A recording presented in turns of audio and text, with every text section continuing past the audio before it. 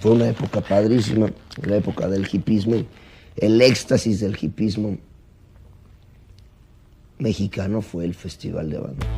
En la década de los 70 se celebró en México el mayor festival de rock de habla hispana, evento que puso a temblar a las altas esferas políticas del país. Hoy veremos el Festival de Rock y Ruedas de Avándaro. Mi nombre es Eduardo Rivas y bienvenidos a un video más por una persona más. Un canal sin presupuesto y donde ya hablamos de los hippies gringos y hoy tocan los hippies de nuestro país. Comenzamos.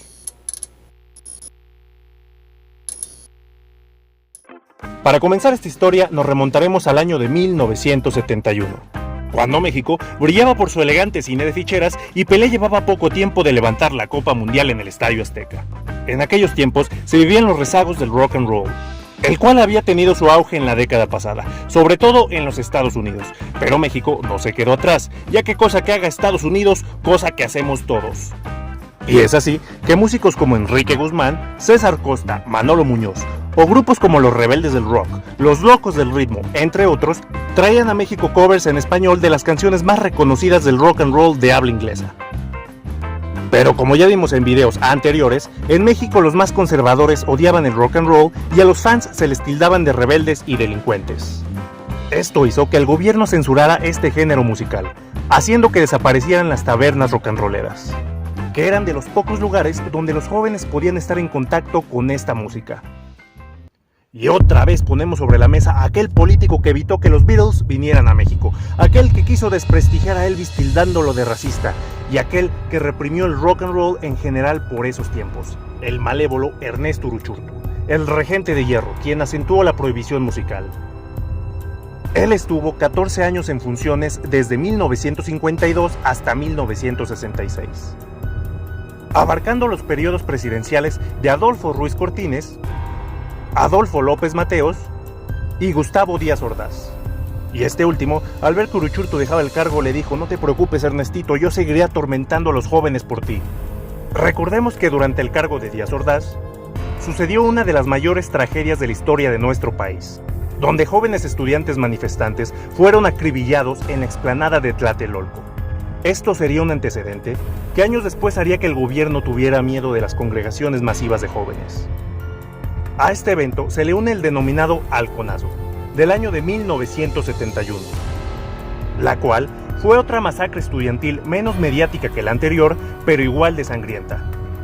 Llamada así porque el grupo militar denominados Los Halcones le quitaron la vida a 120 estudiantes que se manifestaban en la Ciudad de México. Suceso por el cual el presidente en función, Luis Echeverría, llegó a ser investigado por genocidio, aunque años después saldría absuelto de dichos cargos. Las congregaciones de jóvenes sin duda alguna ponían en alerta al gobierno y a las Fuerzas Armadas en aquellas épocas. Un par de años antes, en México estaba surgiendo la conocida Onda Chicana, la cual era un nuevo movimiento de rock mexicano. Se les decía Onda Chicana porque las bandas solían tener nombres y canciones originales en inglés. Entre sus exponentes estaban las bandas Dog Dogs, La Revolución de Emiliano Zapata, Peace and Love, La Tribu, y el ícono de aquellas épocas, Javier Batis. El centro de aforo de estos grupos solían ser las explanadas universitarias y los centros culturales y particulares. Esto para evitar el intento de represión del gobierno. Y ahora sí, entrados ya en materia, en ese entonces había 3 jovenzuelos dedicados a los negocios de publicidad y automovilismo, de nombres Eduardo y Alfonso López Negrete y Justino Compián. Estos 3 jóvenes dijeron: "Necesitamos dinero, ¿qué tal si desafiamos al gobierno?". Y es así como comenzaron a organizar el evento de rock. Pensaron en hacer un pequeño festival en Valle de Bravo, Estado de México, a un lado del lago de Avándaro. En esa zona desde los años 50 se organizaba un circuito de autos. Así que el plan era realizar el evento musical y a la mañana siguiente proceder con el espectáculo automovilístico. Luis de Llano Macedo, miembro de Telesistema Mexicano, se unió al evento planeando transmitir un programa especial. De Llano contrató a Armando Molina, rock and rollero y manejador de grupos musicales, quien se dedicaría a buscar las 2 bandas principales que amenizarían el evento. En un principio, buscó a La Revolución de Emiliano Zapata y Javier Batis. Los primeros no pudieron por compromisos de trabajo y el segundo porque quería que se le pagara más de lo que el presupuesto ajustaba. Al final, se decidió que no serían 2 bandas, sino 12 las que conformarían el evento. Y aquí les dejo esta imagen porque me da flojera decir todas las bandas. Una de esas bandas sería una que entró de relleno, llamada Three Souls in My Mind, donde el vocalista era aquel rockero mexicano que por más que busqué fotos de él de joven no encontré ninguna y es como si siempre hubiera sido viejo. El legendario Alex Lora. A todas estas bandas se les haría un pago simbólico de 5,000 pesos. Ya básicamente todo estaba organizado. Sería el primer festival de estas características en México. Querían igualar al mítico Festival de Woodstock, algo que en aquellas épocas todo mundo quería lograr y pues nadie podía. Aunque buscaban dejar una imagen diferente a Woodstock, es decir, alejada de las drogas. Simplemente hacer una noche de amistad y de amor. Es decir, lo que siempre dicen antes de terminar drogados y desnudos. O muertos en su defecto. El periodista mexicano Jacobo Zabludovsky, famoso por pensar que el ADN es una bebida, yo creo que la fuente de mi genio es, me gusta repetirme, es precisamente la estructura molecular del ácido desoxirribonucleico que encontraron Crick y Watson. ¿Usted lo toma o cómo es esto? No. Eso no se toma, eso es una cosa que se nace. invitaba a toda la gente a acudir al Festival de Avándaro. Decía que compraran sus boletos y que estarían los máximos exponentes del movimiento chicano. Llegado el día, se esperaban 40,000 personas. Pero si algo hemos aprendido de estos festivales es que donde caben 40,000, caben 300,000, y nuevamente se ponía en riesgo la seguridad del evento. Alfonso López Negrete, quien era uno de los organizadores, se vio obligado por el secretario de Gobierno del Estado de México, Ignacio Pichardo Pagasa, a permitir libre acceso para evitar violencia. Así que la gente llegó por todo medio de transporte: camiones, coches, camionetas, burros, a pie, en triciclo, y hasta se acomodaron en todas partes, incluido como este joven visionario que se subió a un árbol para poder ver en lo más alto el evento. Este festival estaba logrando lo imposible: unir a jóvenes de todas las clases sociales en un mismo lugar. Los hippies de México estaban viviendo su clímax en ese festival. Whitexicans y Brownxicans coexistiendo juntos sin tacharse de fresas y nacos mutuamente. Avándaro estaba logrando lo imposible. Y al ver a tantos hippies en un mismo lugar, Luis Echeverría se cagó en los pantalones y revivió fantasmas del pasado. Dijo que este festival incitaría a la rebelión. Carlos Hank González, gobernador de Estado de México, no pensaba igual, quien dio todo su apoyo para este evento. Pero el investigador y escritor Federico Arana, en su libro Huarache de Ante Azul, dice que los organizadores le mintieron al gobernador, diciéndole que sería un evento pequeño y tradicional mexicano. Le dijeron que habría mariachi, tamales y pues todo lo que se haga en las fiestas mexicanas. Y cuando Hank vio la magnitud del evento, dijo: "Estos bastardos me engañaron", y ordenó un cerco de vigilancia.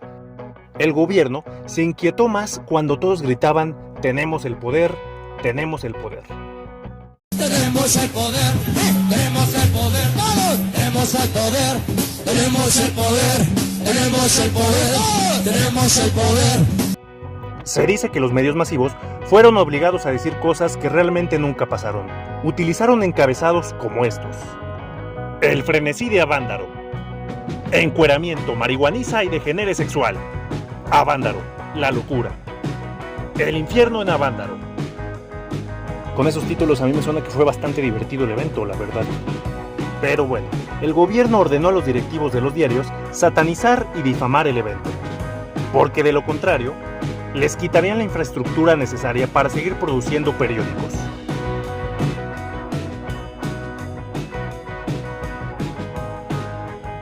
El gobierno no se cansó de decir que Avándaro fue una exposición de actos degenerados y obscenos, pero quienes estuvieron presentes aseguran que había un trasfondo político en la acusación, aunque no desmienten que haya corrido alcohol, marihuana, drogas y un poco de desnudos. O sea, dijeron que básicamente sí pasó todo eso, pero que no lo dijeran tan feo.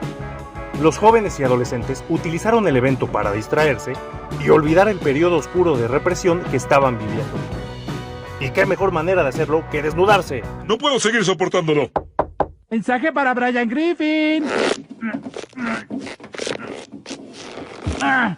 Perdí mi trasero en una apuesta. ¿Lo has visto? ¡Déjame en paz, depravado! Sin duda alguna, lo más bonito de esta vida es estar encuerado. Y es así que un adolescente de 17 años se convertiría en un ícono de este festival, dado que bailaba sobre el techo de un tráiler estacionado frente al escenario. Y de repente, que se empieza a quitar la ropa, y todos dicen así de ¿qué está haciendo esa mujer? Se le conoció como la encuerada de Avándaro, y hasta Alex Lora le compuso una canción en su honor, llamada La hermosa musa de la rebelión sociocultural hippie. No es cierto, se llamó La encuerada de Avándaro. Y bueno, como ya dije, la realidad es que no solo ella, sino muchos se desnudaron ese día. La chica estaba ubicada en una zona estratégica, razón por la cual la fotografiaron y hasta hicieron close-up a sus atributos. Estas fotos ayudaron a desprestigiar el evento. La identidad de esta chica fue un misterio hasta que en el año de 1972, la revista Piedra Rodante publicó una entrevista donde hablaban de ella y aseguraban que habían dado con su paradero. Su nombre era Alma Rosa González López, de la ciudad de Nuevo León. Pero todo esto fue mentira, ya que nunca existió dicha entrevista. No fue hasta el año de 2004 cuando Federico Rubli Kaiser descubre la verdadera identidad. En su libro Estremecete y rueda loco por el rock and roll, asegura haber accedido al expediente DFS-14471 de la Dirección Federal de Seguridad, donde se habla de la detención por parte de la Policía Judicial Federal de una joven de 18 años de nombre Laura Patricia Rodríguez Alcocer, de la ciudad de Guadalajara, Jalisco, quien supuestamente es la legendaria encuerada de Avándaro. Aunque nunca se le volvió a ver y se dice que el gobierno la retuvo y encarceló, pero pues la verdad no se sabe nada de su paradero y seguramente estos solo son puros chismes. Y hace unos momentos hablamos de que el gran ausente era Javier Batis. Y él, al ver la magnitud del evento, dijo, ¡y como que se me antoja ir ahora sí! Entonces reunió a todos sus músicos y se lanzó hacia Avándaro. Pero en la carretera, su esposa empezó a tener molestias por su embarazo, y pues por esta razón nunca llegó. Al paso del tiempo, Batis nunca volvió a brillar y fue opacado por rock'n'rolleros que tocaron esa noche, principalmente por Alex Lora. El 21 de septiembre de 1981, Alex Lora organizó un evento por los 10 años de Avándaro. Pero 10 horas antes de empezar el evento, las autoridades llegaron y lo suspendieron. Avándaro quizás no fue el festival con mejor organización tanto humana como técnica, pero al final del día fue un evento exitoso que no representó mayor problema. Y con su realización se selló un importante capítulo de la historia del rock nacional. Tristemente, el gobierno notó el poder que el rock tenía en los jóvenes, y cómo este podría llevarlos a cuestionarse el actuar del régimen político mexicano de aquellas épocas. Cosa que no convenía a las grandes esferas, quienes buscaron la manera de controlar a este grupo social. Después de esto, el rock tuvo que huir a la clandestinidad y subterraneidad para lograr sobrevivir en los denominados hoyos funky. Y no fue hasta la década de los 80 y 90 que este género musical volvió a florecer en nuestro país, surgiendo múltiples bandas que llevaron a la plenitud, popularidad y aceptación del rock en México. Y esta fue la historia del Festival de Rock y Ruedas de Avándaro. Si te gustó esta historia, no olvides suscribirte, compartir, comentar o todo lo que quieras hacer. Y nos vemos en la próxima. Chao.